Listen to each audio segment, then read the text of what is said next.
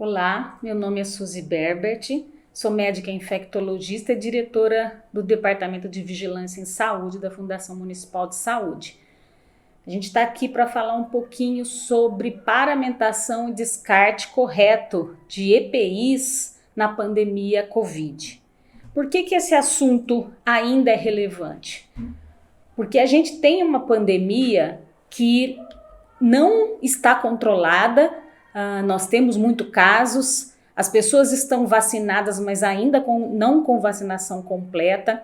Os servidores, eles estão com as 2 doses de vacina, mas a gente não sabe ainda quanto tempo de duração as vacinas conferem a proteção. Então, existem tendências e estudos mostrando que provavelmente vai haver necessidade de um reforço, de uma terceira dose, né? A gente tem variantes circulando que conseguem escapar um pouquinho da vacina. E a gente tem que falar um pouquinho também sobre EPIs, porque eles servem para nos proteger, mas eles têm que ser usados da maneira correta e com responsabilidade.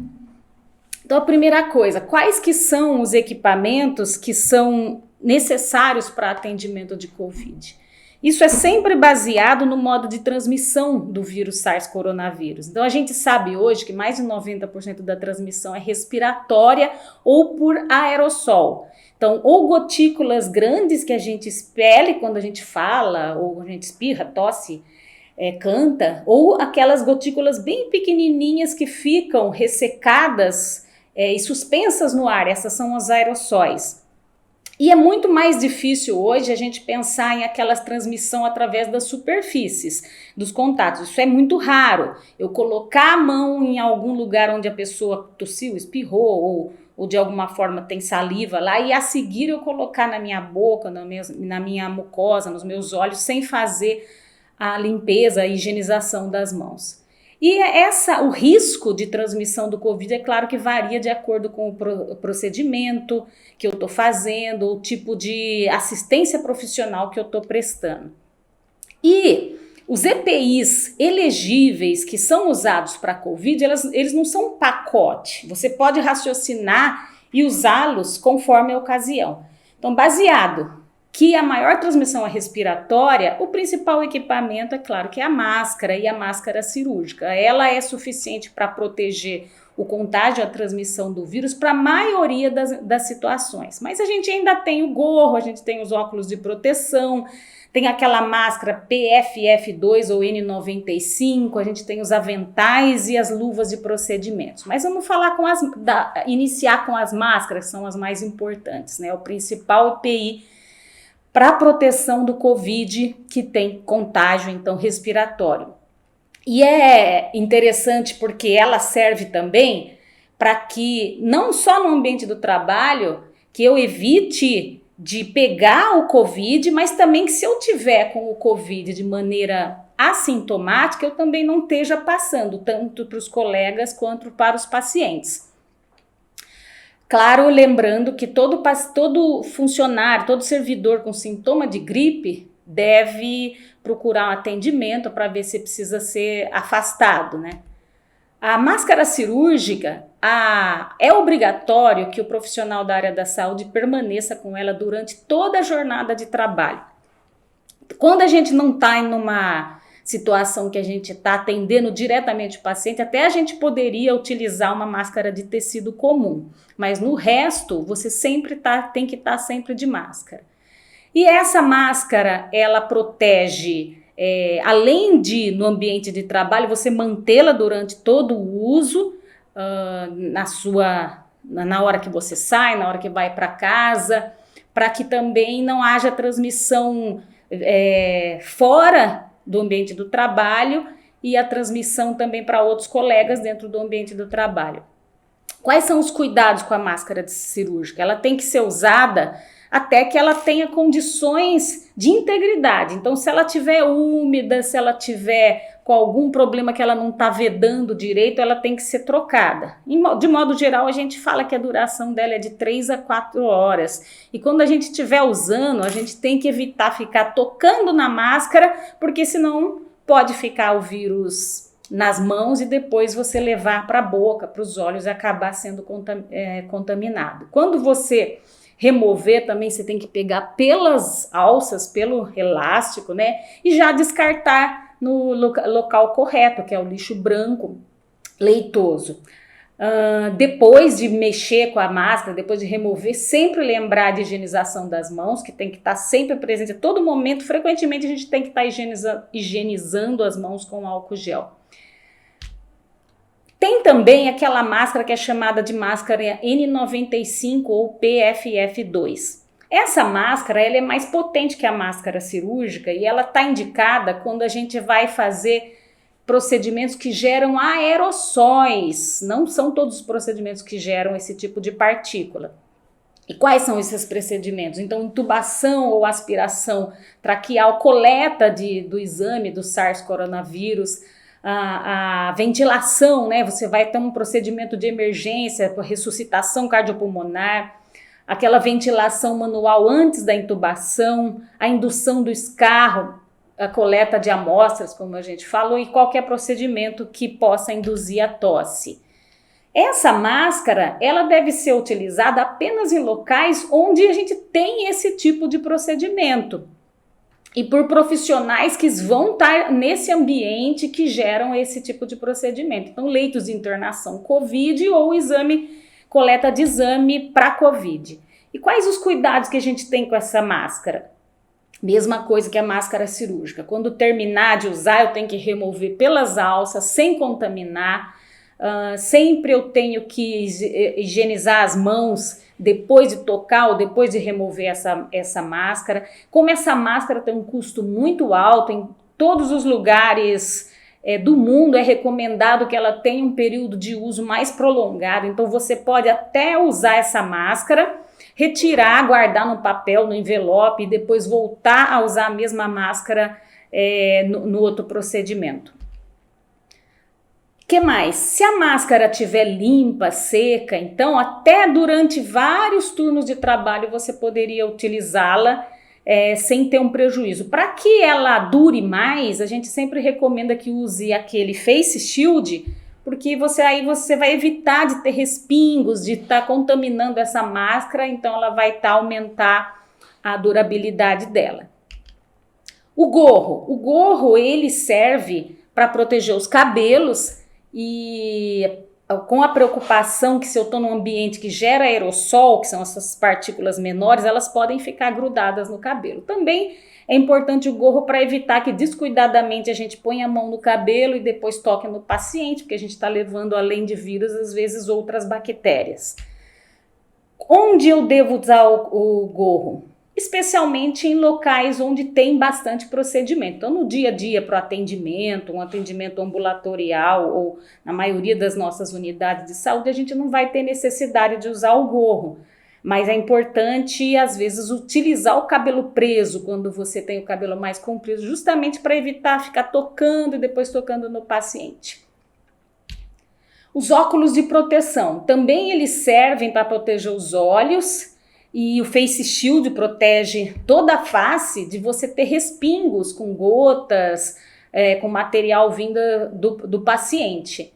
E eles são necessários quando você está menos de 1 metro do paciente, né? Então a gente costuma usar o óculos de proteção e quando o face shield é até melhor porque ele acaba então protegendo também a máscara e aumentando a durabilidade da máscara PFF2. Quais são os cuidados com ele? Esse tipo de equipamento, quando eu termino de usar, sempre aqueles mesmos cuidados de estar higienizando as mãos, né? Mas limpando as lentes, passando, no caso, um desinfetante padronizado, pode ser o álcool, e guardando de maneira correta para que o próximo uso ele esteja limpo. E os aventais? Os aventais eles são utilizados para evitar a contaminação da pele e da roupa do profissional quando ele estiver em contato físico com pessoa suspeita de Covid. Que tem 4 tipos de aventais, né? O avental descartável, avental de tecido, avental impermeável, tem até um macacão impermeável. Qual que eu vou escolher? Também depende do tipo de assistência que eu estou prestando e o tipo de profissional naquilo que eu trabalho. Então, avental impermeável também. Hoje o avental impermeável a gente usa quando a gente prevê que eu vou dar um tipo de atendimento e que provavelmente eu vou ter contato com uma quantidade grande de excreções ou secreções. Então, se eu vou dar o banho num paciente com Covid, se eu vou paciente que não está contendo, por exemplo, vômitos, ou tem uma diarreia incontida, então se eu vou encostar no leito, encostar no paciente e eu percebo que tem uma grande chance de ter material livre ali, esse é o momento de eu usar o avental impermeável. Então, às vezes também uma situação, se eu trabalho numa área onde constantemente eu tenho a situação de urgências, eu posso estar usando constantemente esse avental de maneira contínua, né? Quais os cuidados? Sempre os mesmos na hora de retirar. Eu tenho que tomar cuidado para não tocar e contaminar o avental. Sempre depois de retirar, higienizar as mãos. E quando eu posso usar o mesmo avental no atendimento a vários pacientes? Posso. Se eu tiver numa unidade Covid, por exemplo, a gente pode pôr um avental impermeável, aí eu vou num paciente, eu ponho um descartável por cima, quando eu for para o outro paciente, tiro esse descartável e ponho outro avental descartável em cima do impermeável, para a gente ter maior racionamento desse material. O avental descartável, então para que ele serve? Também evitar a contaminação da roupa e do profissional. Eu coloco um descartável quando eu vou entrar em contato até com a pele do paciente, mas não tem aquela quantidade livre de secreção, de excreções que pode atingir a minha roupa. No dia a dia, para o atendimento, hoje a gente dispensa a maioria das situações do uso do avental descartável, mas se eu estou numa unidade que atende pacientes Covid, se eu vou fazer o atendimento à beira do leito, é importante então utilizar o avental descartável para evitar a minha contaminação e também para proteger até o próprio paciente. Ele tem que ser trocado. Se eu tive contato e perceber que o avental foi contaminado, ele tem que ser trocado, então, entre os pacientes. Quais são os exemplos do uso de avental descartável? Então, a gente padronizou na pandemia, na paciente de triagem, aquele consultório que só atende Covid, se numa classificação de risco de locais com sintomáticos respiratórios, por exemplo, na unidade lá do Cervezão, então, e profissionais de apoio, como higiene hospitalar, que estão adentrando no quarto para fazer limpeza concomitante, concorrente ou limpeza terminal dessas regiões, né? E que em áreas de grande circulação de pessoas doentes com Covid. Quando eu uso circunstancialmente o avental descartável? De novo, se eu for fazer um procedimento que é um procedimento que eu vou precisar encostar no paciente, o paciente não está incontido, ele não vai ter uma secreção, uma excreção, mas eu vou estar encostando nele, então eu tenho que estar usando o avental descartável. Então, em leitos de internação Covid, em unidades que fazem atendimento de pessoas sintomáticas respiratórias, eu vou estar usando esse avental. Quais são os cuidados com esse avental? Após a assistência do paciente, tem que tirar, tem que tomar cuidado para não contaminar minhas mãos e depois eu tenho que higienizar as mãos imediatamente após a retirada desse material. E as luvas? As luvas, elas são utilizadas também quando eu lido, quando eu examino, quando eu toco pessoas que têm Covid. E normalmente, se eu estou hoje atendendo uma pessoa que tem Covid, mas ela está no atendimento ambulatorial, por exemplo, eu posso também não utilizar a luva, fazer o atendimento com as minhas mãos e logo depois passar o álcool gel, que também vai ser suficiente. Então, é mais para leitos de internação hospitalar, quando você vai fazer um procedimento e tem aquela grande quantidade de secreção, pode tocar uma secreção, então você usa a luva. É muito importante lembrar de trocar a luva após cada paciente, porque às vezes a gente está de luva, a gente faz o procedimento no paciente, a gente sabe que a gente está protegido, está usando a luva para a gente se proteger, mas se eu não trocar a luva ao ir até o outro paciente, eu vou estar levando bactérias e bactérias às vezes muito resistentes para o outro paciente. Esses pacientes eles estão vulneráveis, então o risco deles desenvolver uma infecção e por cima da Covid é muito alto se eu não estiver tendo esses cuidados. E sempre, mesmo de luvas, higienizar as mãos imediatamente antes de colocar as luvas e depois também, porque as luvas não são completamente impermeáveis, né? Às vezes as bactérias passam através delas. Circunstancialmente, eu posso sempre estar utilizando a luva se eu vou fazer um procedimento como coleta de sangue, como algum procedimento na beira do leito, ou lidar, ou a troca do paciente, aí eu tenho que estar usando também a luva. Cuidado com as luvas, mesma coisa, após a remoção, tá higienizando as mãos e tá descartando no lugar certo, que é o saco branco leitoso. A ordem para colocar a paramentação de uma pessoa, quando eu estou diante de um caso de Covid, sempre tem que ser obedecida para que eu não me contamine, né? Então, em primeiro lugar, é sempre o avental, depois a gente coloca a máscara, por último, o face shield e aí sim a luva.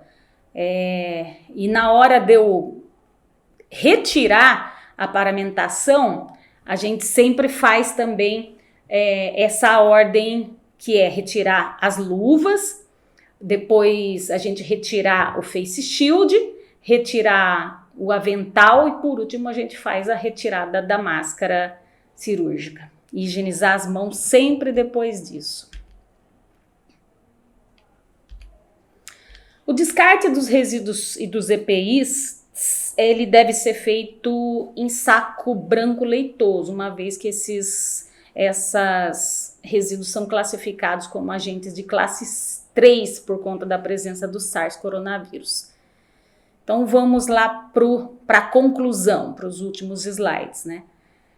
Nenhum EPI garante sozinho a proteção do profissional da saúde, né? Então é sempre necessário observar a situação, qual o EPI que essa situação exige, como que eu faço o comportamento correto diante da situação e com aquele EPI, associar sempre isso à prática de higienização das mãos e esses cuidados na colocação e na retirada. A maioria das infecções por coronavírus em trabalhadores de saúde são adquiridas fora do ambiente de trabalho, então não adianta nada a gente ter todos esses cuidados no ambiente de trabalho e relaxar quando a gente vai para casa ou durante o nosso lazer e outros horários. Essa aula foi baseada no documento Uso Racional de Equipamento de Proteção Individual em Profissionais de Saúde, feito em março de 2021, é a terceira versão, na Fundação Municipal de Saúde. Muito obrigada pela atenção.